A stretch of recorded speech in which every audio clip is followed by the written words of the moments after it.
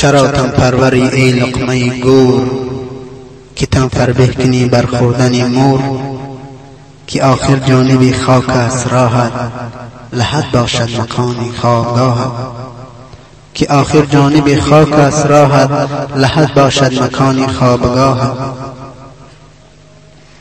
شود روزی که در بالین حسرت حافظان داری، شود روزی که در بالین حسرت حافظان داری.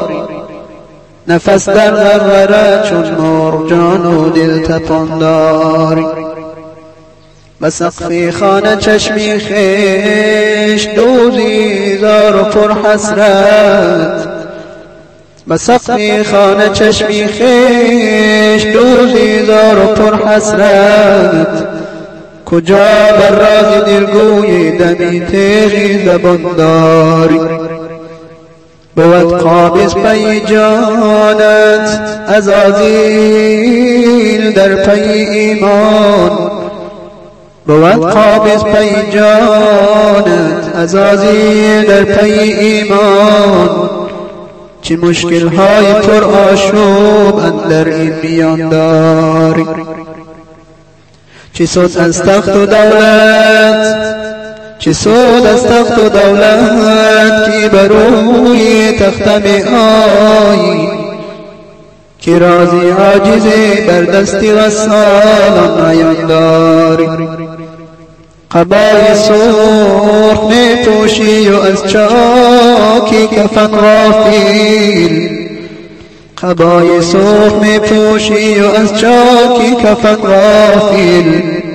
سر پر حسرت در زیر عقدی او نهان داری. بروی رخش دنیا ایمنی از مرکب چوبی.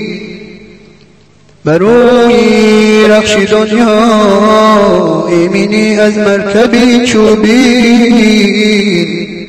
چو طفلی نی سواری سوی گورستان دوان داری. به گوری تار پر وهم و خنک در بستری خاری. به گوری تار پر وهم و خنک در بستری خاری. به چندین داغ و حسرت های گوناگون مکان داری.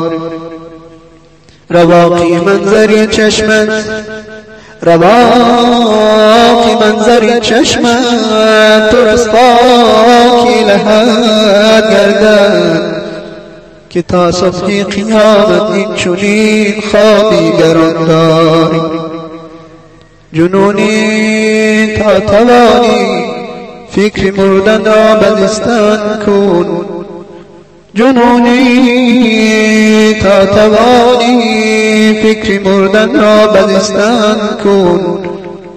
مشو غافل که راهی سخت و عزمی کاروان داری.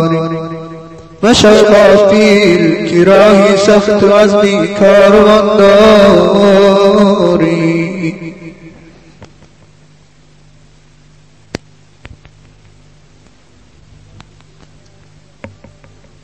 جوز پوچ از جهان با او دل و جان مفروش. جوز پوچ از جهان با او دل و جان مفروش. که به زندان علم یوسف کنعان مفروش.